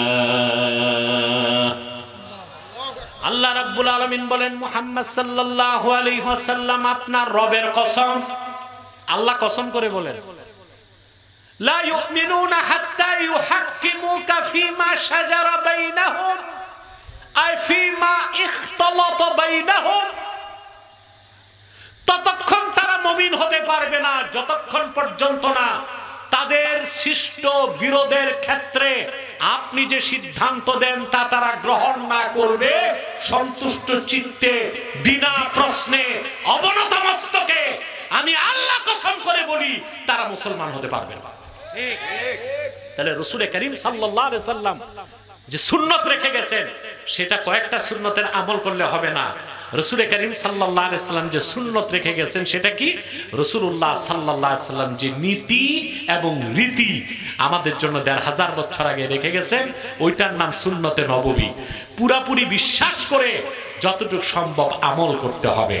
কিন্তু আমাদের মধ্যে এমন ফাসেক ফাজের মুসলমান আছে, মুলহিদ এবং জিন্দিক মুসলমান আছে, জীবনের মৌলিক অনেক ক্ষেত্রে আল্লাহ তার হাবিবের নীতিকে মানতে রাজি না। নাই বাংলাদেশে? ইসলামী আইনের কথা শুনলে অ্যালার্জি শুরু হয়ে যায়। মুখে দাড়ি, মাথায় টুপি, ৫ ওয়াক্ত নামাজ পড়ে শরিয়া আইনের কথা বললে বলে এই ১৫০০ বছর আগের পুরান আইন এখন কি চলবে? ওটা মুসলমান না কাফের? আরে মিয়া, তোমার ঠোঁটে জড়তা রাখা যাবে না, ওইটা মুসলমান না কাফের? তার মানে আল্লাহর আইন অচল হয়ে গেছে তার চোখে। রাসূলুল্লাহ সাল্লাল্লাহু আলাইহি ওয়াসাল্লাম যে আইন দিয়েছেন ১৫০০ বছর আগে, ওটা তার কাছে অচল। কথা বলে না? তাহলে সে আহকামে শরঈয়াকে নীতি হিসেবে গ্রহণ, অথচ আহকামে শরঈয়াকে জীবনের সকল ক্ষেত্রে বাস্তবায়ন করাটাকে আল্লাহ তার হাবিব সাল্লাল্লাহু আলাইহি সাল্লাম উম্মতের জন্য ফরজ করে দিয়েছেন। অতএব শুধু মেসওয়াক করে, দস্তরখানে খানা খেয়ে, জুব্বা কুর্তা পরে, জুব্বা লাগিয়ে, মাথায় পাগড়ি দিয়া মাঝে মধ্যে কদু খাবেন, মাঝে মধ্যে মিষ্টি খাবেন, এর মাধ্যমে আপনি সুন্নতের আমল করবেন, তা হবে না। জীবনের সকল ক্ষেত্রে আল্লাহর আখির নবী মুহাম্মদ মুস্তাফা সাল্লাল্লাহু আলাইহি ওয়াসাল্লাম ১৫০০ বছর আগে যে সুন্নাত রেখে গেছেন, সেটা পুরাটা আপনাকে বিশ্বাস করতে হবে, নীতি হিসেবে আমল করতে হবে যতটুকু সম্ভব, সর্বোচ্চ চেষ্টা করে। বলেন সুবহানাল্লাহ। তো সুন্নতকে নীতি হিসেবে মানলে আপনি উম্মত, সুন্নতকে নীতি হিসেবে না মানলে আপনি উম্মত নয়। সুন্নতের আমল করলে আপনি সুন্নি, সুন্নতের আমল না করলে আপনি সুন্নি। বাংলাদেশে একটা ঝগড়া আছে, ওহাবি আর ঠিক কিনা? কি ঝগড়া আছে বাংলাদেশে? ঝগড়া আছে না নাই? সুন্নি আর, কারণ যে নিজের সুন্নি বলতেছে সে নিজেও জানে না আসলে সে সুন্নি কিনা, আর যে ওহাবি নিজেরা মনে করতেছে নিজেও জানে না ওহাবি সে কিনা। আসলে আমরা আসল ওহাবিও চিনি না, আসল সুন্নিও চিনি না। আসল ওহাবি কারা ভাই? লামাযহাবিরা। আমাদের দেশে ঢালাওভাবে কওমি মাদ্রাসাকে অনেকে ওহাবি বলে, এটা একটা জুলুম এবং একটা অন্যায় কথা ছাড়া আর কিছু না। আবার আলিয়া মাদ্রাসায় পড়লে মনে করে সুন্নি, অথচ লামাযহাবি যত আলেম বের হয়েছে আলিয়া মাদ্রাসা থেকে। সুন্নি আর ওহাবির সম্পর্ক মাদ্রাসার সাথে না, আকীদার সাথে। আবার অসংখ্য ওহাবি আছে লামাযহাবী নেতা যারা কোনো মাদ্রাসায় পড়ে নাই, পড়াশোনা করছে স্কুল কলেজ ভার্সিটিতে। এটা সম্পর্ক কি প্রতিষ্ঠানের সাথে না আকীদার সাথে? কিসের সাথে? আপনি স্পষ্ট মনে রাখবেন, হযরত সৈয়দ আহমদ বেরেলী রাহমাতুল্লাহ থেকে শাহ কারামাত আলী জৌনপুরি, ওনার থেকে জৌনপুর, নূর মোহাম্মদ ঝানজানবি থেকে দেওবান, নূর মোহাম্মদ নিজামপুরি থেকে ফুরফুরা, গোরা তো একটা, এরা সব সুন্নি। এরা সব কি? এদেরকে ওহাবি বলার কোনো সুযোগ? যারা ইবনে আব্দুল ওহাব নজদির আকীদা বিশ্বাস করে তাদেরকে বলা হয় ওহাবি। কি বলা হয়? আবার আপনাদের দেশে অনেকের একটা মূর্খতা আছে, মিলাদ কিয়াম করলে মনে করেন বেদাতি। না, ওলামায়ে দেওবন্দের মুরব্বী যারা ছিলেন তারা অধিকাংশই মিলাদ শরীফ পড়তেন, কিয়াম করতেন। এই জন্য বলেছি আমরা না আসল ওহাবি চিনি, না আসল বেদাতি চিনি, কিন্তু নিজেদের মধ্যে না আসল সুন্নি চিনি, নিজেদের মধ্যে ঝগড়া করে বসে আছি। এতে কিন্তু সুযোগ পাচ্ছে শত্রু। সুযোগ পাচ্ছে কে? অতএব সুন্নত তরিকায় চলার চেয়ে বড় কোনো মুজাহাদা মুসলমান, আমার কলিজায় রক্তের ক্ষরণ হচ্ছে এক সপ্তাহ যাবত। আপনার দেশে নারী সংস্কার কমিশন 318 পৃষ্ঠার প্রতিবেদন সরকারকে দিছে। দেশ স্বাধীনের 50 বছরেও যেখানে কোরআন সুন্নাহর আইনকে রাষ্ট্রীয়ভাবে কায়েম করতে পারি নাই, এত বড় ব্যর্থতা মাথায়, সেখানে এই নারী সংস্কার কমিশন 318 পৃষ্ঠার যে প্রতিবেদন সরকারকে দিয়েছে, সেখানে এমন অসংখ্য আইনের প্রস্তাব তারা করেছে যা সরাসরি আল্লাহর আইনকে চ্যালেঞ্জ করে। তা বাংলাদেশে বাস্তবায়ন হতে দেওয়া হবে না। প্রয়োজনে মুসলমান আরেকটা বিপ্লবের ডাক দিবে বাংলাদেশে।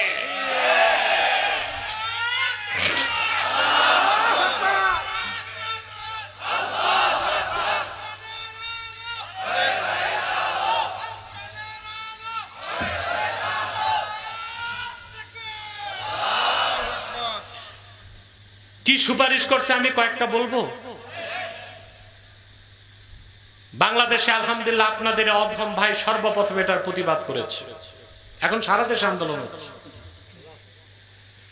আমার বিশ্বাস হয় নাই যে আমরা বাংলাদেশের মুসলমান আলেম ওলামা পীর মাসে 100 শুধু রক্তই দিয়ে যাব। দেশ স্বাধীনের পরে আমাদের কোনো দাবি দাওয়া মানা হয় নাই। গণতন্ত্রের নামে যারা ক্ষমতায় ছিল আমাদের দাবি দাওয়া মেনে নেয় নাই। 16 বছর যারা ফেসিবাদকে প্রতিষ্ঠিত করেছে, ভারতের ইন্ধনে শত শত আলেমকে হত্যা করা হয়েছে শাপলা চত্বরে, ইসলামী স্কলারদেরকে আঘাত করা হয়েছে। ভেবেছিলাম আর বাংলাদেশে কোরআন সুন্নাহ বিরোধী আইন হবে না, কিন্তু দুঃখজনক সত্য হচ্ছে পুরনো ঔষধ নতুন প্যাকেটে বাজারজাতের চেষ্টা হচ্ছে। মানবেন? মেনে নিবেন? ওখানে 318 পৃষ্ঠার প্রথমেই বলা হয়েছে সরকারকে যে সকল বিবাহ তালাকের ক্ষেত্রে নারী পুরুষের সমান অধিকার করতে হবে। এটা কি কোরআন সুন্নাহকে চ্যালেঞ্জ করা নয়? কথা বলেন। অর্থাৎ পুরুষ তালাক দিবে তা না, মহিলা যখন মন চায় তালাক দিবে। 2 নাম্বার বলা হয়েছে যারা যে পুরুষরা মহিলাদেরকে তালাক দিবে শুধু মোহর দিলে হবে না, জরিমানার টাকা দিতে হবে। ওনারা এর বিরুদ্ধে আইন করতেছে, কি সাহস! তারপর সুপারিশ করা হয়েছে যেই সব মহিলারা ব্যবসাবৃত্তি করে, বলতে তো লজ্জা করে লাভ নেই, 12 ভাতারি, এদেরকে আইনিভাবে জায়েজ করতে হবে, বৈধতা দিতে হবে। 318 পৃষ্ঠার মধ্যে আরো যে কথা আছে তা আপনি নিতে পারবেন না। ট্রান্সজেন্ডারকে লিঙ্গের স্বাধীনতা দিতে হবে। এটা হচ্ছে ট্রান্সজেন্ডার, এটা হচ্ছে পুরুষ, পরিচয় দিবে যে আমি মেয়ে, রাষ্ট্র তাকে স্বীকৃতি দিবে হ্যাঁ তুমি মেয়ে, আসলে সে কি মেয়ে, নিজেকে পরিচয় দিবে আমি পুরুষ, রাষ্ট্র স্বীকৃতি দিবে তুমি কি, আল্লাহ বানাইছেন পুরুষ আর সে বলতেছে কি আর রাষ্ট্র বলতেছে কি নারী, আসলে সে কি? এটা কত বড় সমস্যা হবে ভাই। একটা ছেলে আসলে পুরুষ, কিন্তু সে মহিলাদের মতো চুড়ি লাগায়, মাথায় খোপা লাগায় বলতেছে আমি মহিলা। রাষ্ট্র বলতেছে হ্যাঁ তার লিঙ্গ পরিচয় হবে কি মহিলা, আসলে কি সে? আর বিশ্ববিদ্যালয়ে ভর্তি হলে হলে যদি থাকে, মেয়েদের হলে যাবে না ছেলেদের হলে? কিন্তু আসলে সে কি? তখন বাকি মেয়েদের অবস্থা কি হবে?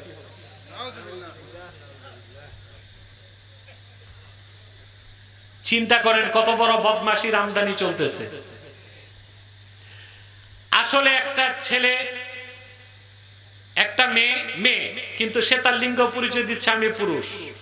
তা নারী সংস্কার কমিশন সরকারকে বলতেছে তাকে পুরুষই বলতে হবে, কিন্তু সে কি? নারী। কিন্তু সে পুরুষ পরিচয় দেওয়ার কারণে বিশ্ববিদ্যালয়ে ভর্তি হলে কাদের হলে থাকবে? এতগুলো পুরুষের মাঝে আসলে তো সে মেয়ে, তার অবস্থা কি হবে? এসব একটি আইনও বাংলাদেশে বাস্তবায়ন হতে দেওয়া হবে না। আপনারা সংস্কার করবেন, করেন, ঘা যেখানে ওখানে মলম লাগান। ভালো জায়গা চুলকায় ঘা বানাইতে বলছে কে? কোরআন সুন্নাহর আইনের বিরুদ্ধে সংস্কার হয় না, ওটা কুসংস্কার হয়, ঠিক কিনা? সংস্কার কই কই করবেন আমি বলে দিচ্ছি। সংস্কার করুন, বাংলাদেশে কোন মহিলা প্রেসিডেন্ট বা প্রধানমন্ত্রী হইতে পারবে না, এটা কাজের কাজ। সংস্কার করুন, দেশ স্বাধীনের পর যারা চুরি চামারি করছে তারা কোনোদিনও নির্বাচনে আসতে পারবে না। সংস্কার করুন, 2 পাস 3 পাস 4 পাস কেউ ইলেকশন করতে পারবে না, অন্তত ডিগ্রি পাস হইতে হবে বা ফাজেল পাস হইতে হবে। শিক্ষা ব্যবস্থাকে সংস্কার করুন, চিকিৎসা ব্যবস্থাকে সংস্কার করুন, চোর মুক্ত দুর্নীতি মুক্ত দেশ গড়ুন। কোরআন সুন্নাহর বিরুদ্ধে নাস্তিক্যবাদকে চাপিয়ে দেওয়া সংস্কারের নামে ইসলাম বিরোধিতাকে বাংলাদেশে সফল হতে দেওয়া হবে না।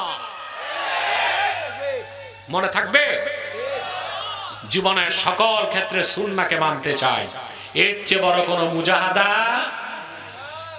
আচ্ছা ভাই, নারী আর পুরুষ সমান হইতে পারে?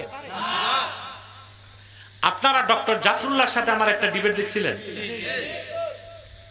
এখন যে নাস্তিকগুলো আছে এগুলো আমার কাছে নাস্তিকদের নাতি, ওদের বাবা দাদাগুলো আমার কাছে পরাজিত হয়েছে আল্লাহর রহমতে।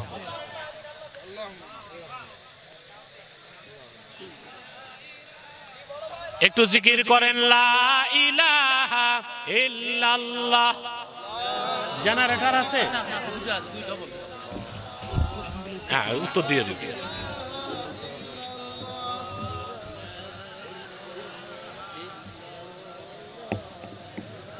রেজাল্ট সাহেব, জেনারেটর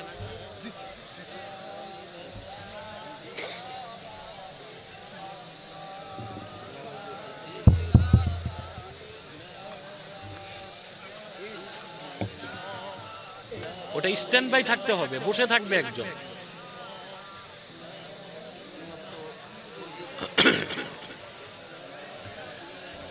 চুপচাপ বসেন, বসেন বসেন, কোনো আওয়াজ নাই, খামোশ হয়ে বসে যান। বেয়াদবি করলে হিতে বিপরীত হবে। আমি দেখতেছি না কে উঠতেছেন কে উঠতেছেন না, আল্লাহ তো দেখতেছেন। বিদ্যুৎ চলে আসবে ইনশাআল্লাহ এখনই।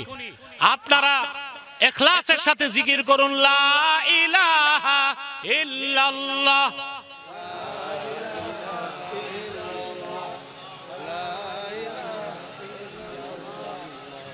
কোনোভাবে ডিস্টার্ব করতেছে নাকি অন্য কেউ?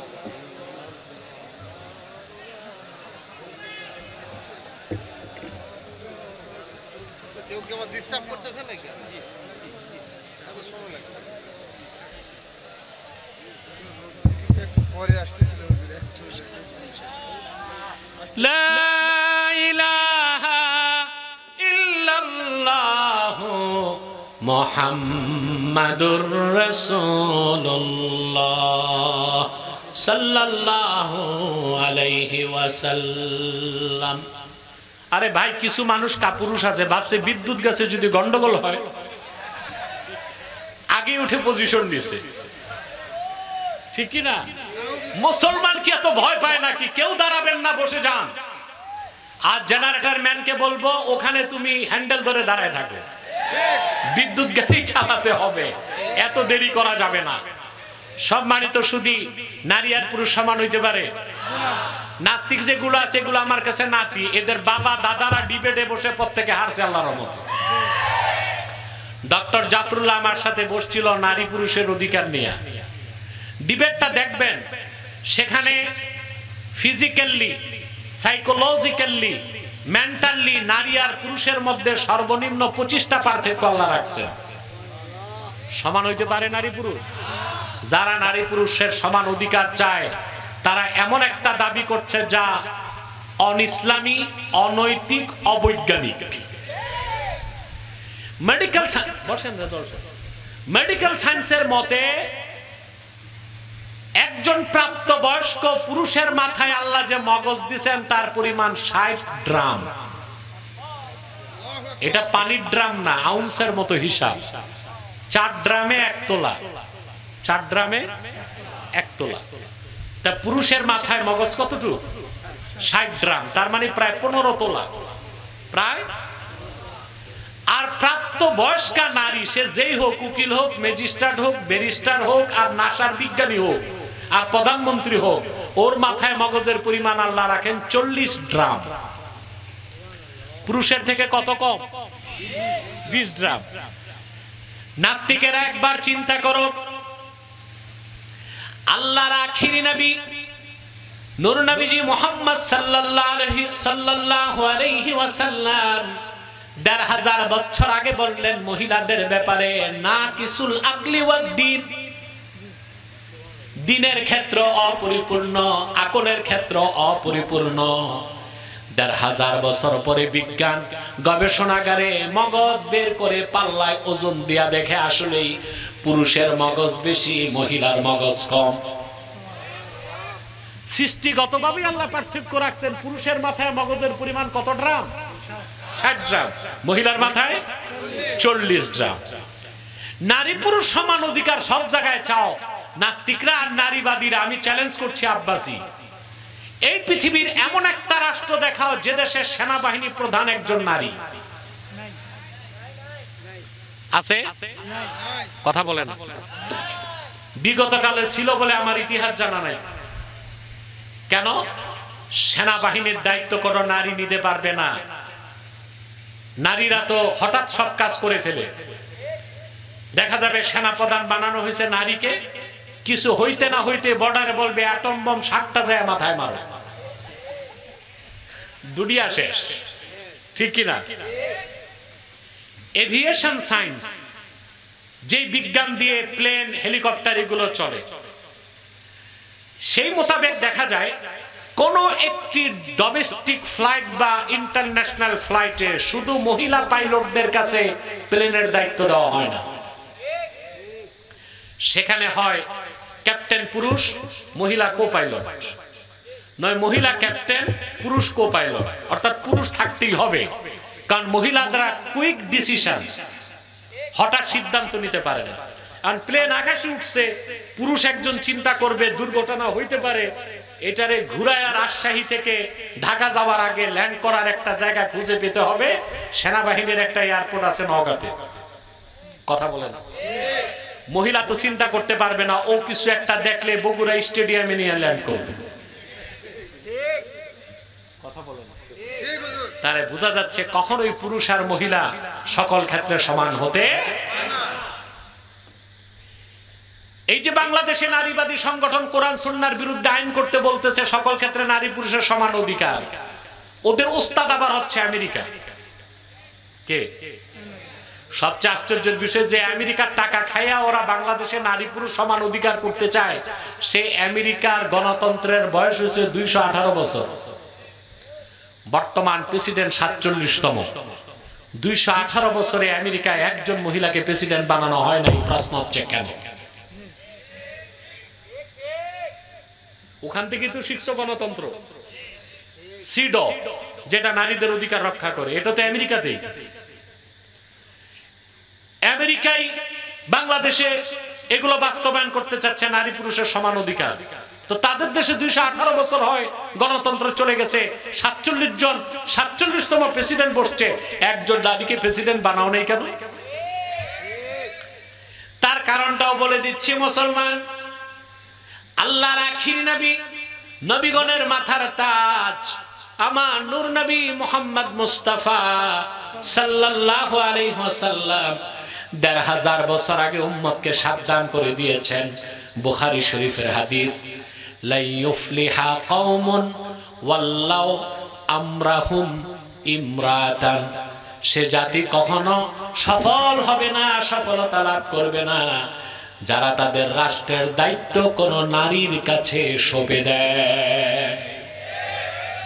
বিশ্বনবী, বিশ্ব মানবতার মুক্তির কান্ডারি, বিশ্ব মানবতার মুক্তির দূত রাহমাতুল লিল আলামিন মুহাম্মদ সাল্লাল্লাহু আলাইহি সাল্লাম ১৫০০ বছর আগে উম্মতকে সাবধান করলেন, লা ইউফলিহা কওমুন ওয়াল্লাউ আমরাহুম ইমরাতান, সে জাতি কখনো সফল হবে না যে জাতি তাদের দায়িত্বকে রাষ্ট্রের নারীর কাছে সঁপে দিবে।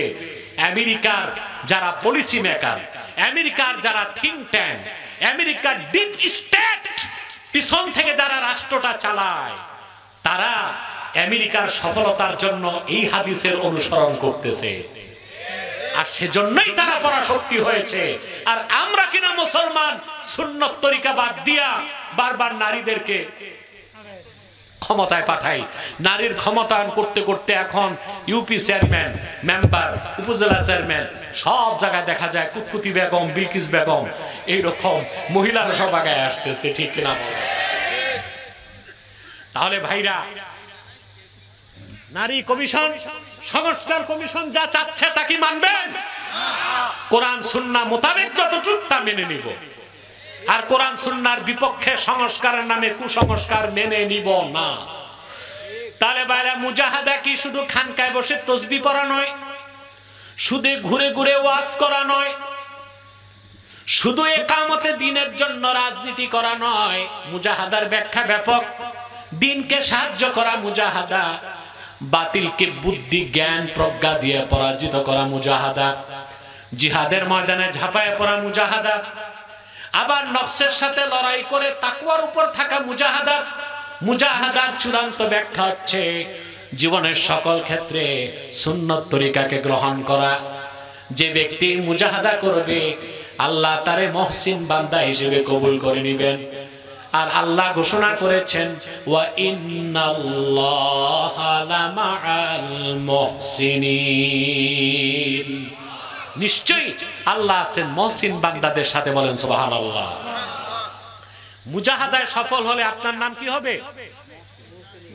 মহসিন। কি হবে? এই যে এখানেই পার্থক্য, ময়দানে জিহাদ করলে নাম মুজাহিদ, আর মুজাহাদা করলে মুজাহিদ না, নাম কি? মহসিন। সুবহানাল্লাহ বলেন। মহসিন হতে চান?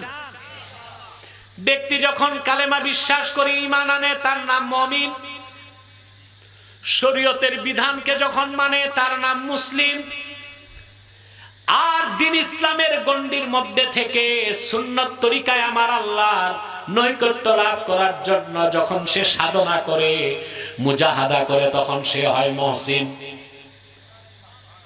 যদি আপনি মুমিন হন, কোন একদিন আপনি জান্নাত পাবেন, আযাবের আগেও হতে পারে, পরেও হতে পারে। মুসলিম হলে মুমিনের পর আপনি বিনা আযাবে বেহেশত পাবেন, কিন্তু হিসাব হবে।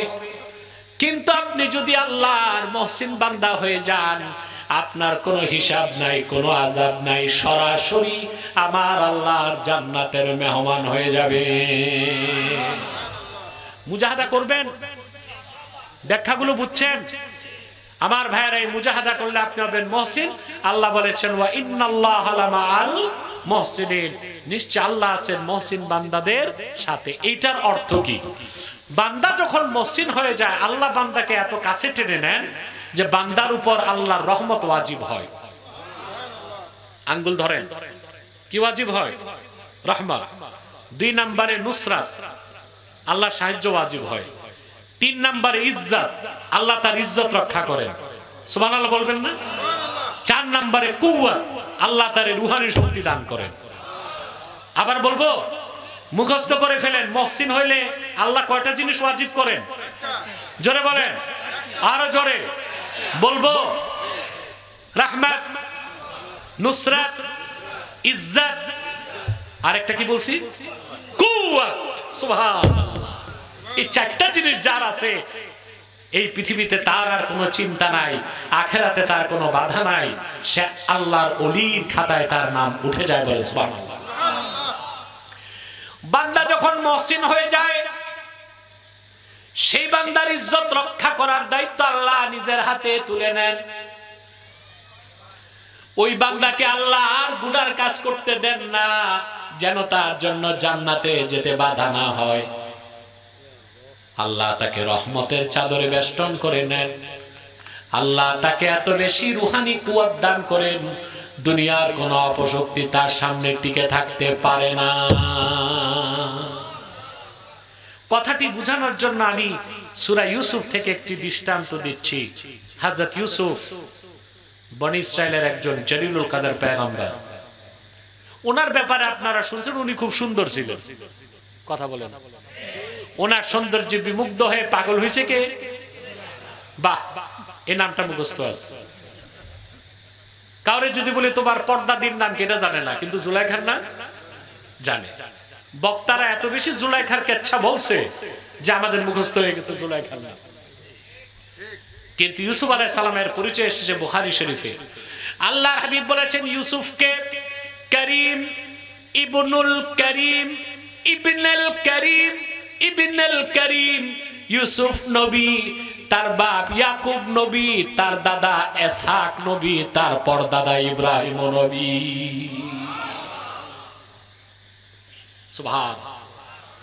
অনেক সৌন্দর্য আল্লাহ তাআলা তারে দান করছেন। হযরত মালিক ইবনে সা'দ রাদিয়াল্লাহু তাআলা আনহু থেকে বর্ণিত হাদিস বুখারী শরীফে এসেছে।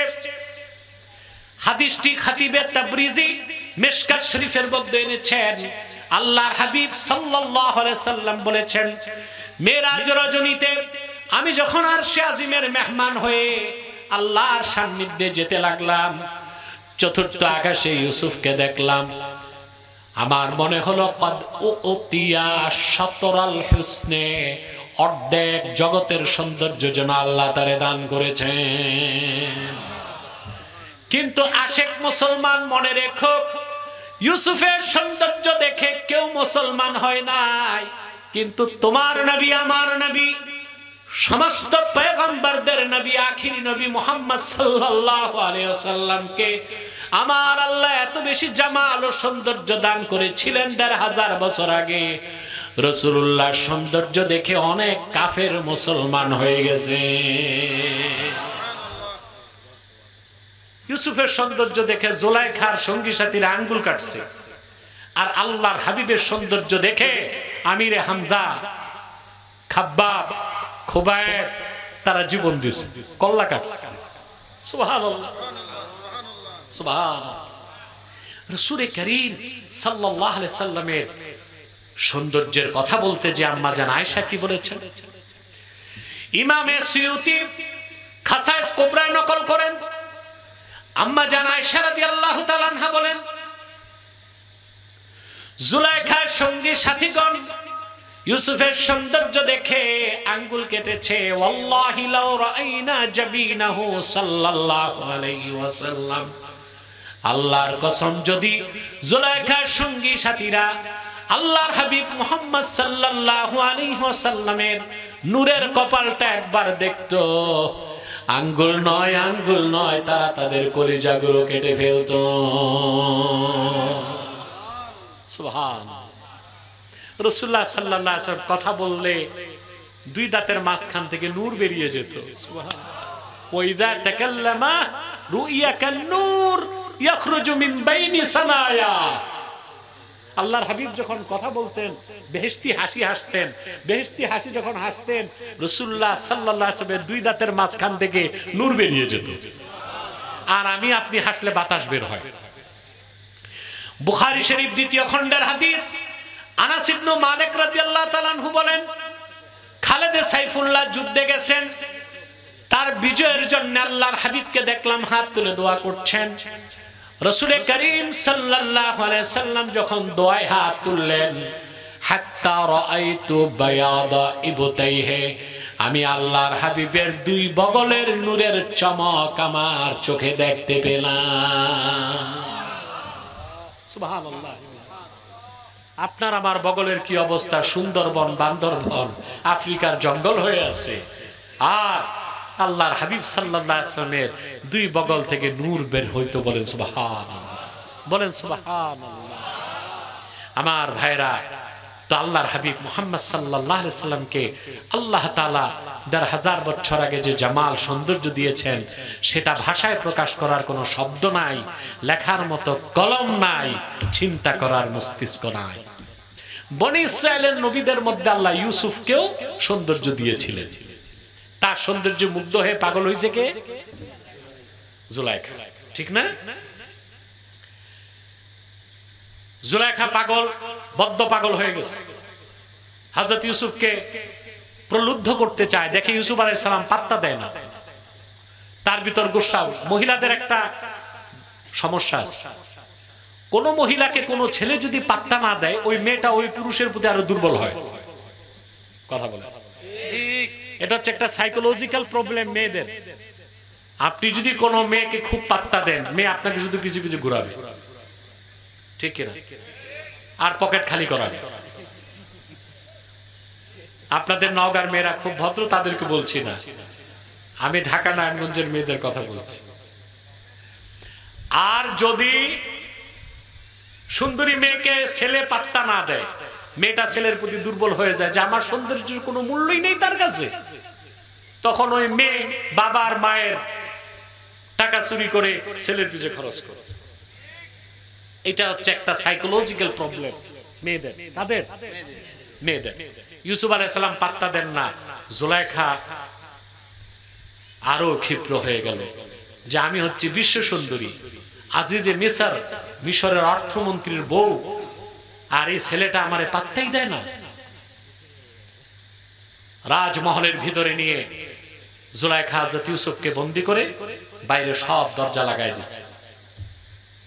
আর সে ধীরে ধীরে তার পোশাক খুলে হযরত ইউসুফকে প্রলুব্ধ করার জন্য ডাক দিল। আল্লাহ পাক বলেন, وراودته التي هو في بيتها عن نفسه وغلقت الأبواب وقالت هيت لك قال معاذ الله إنه رب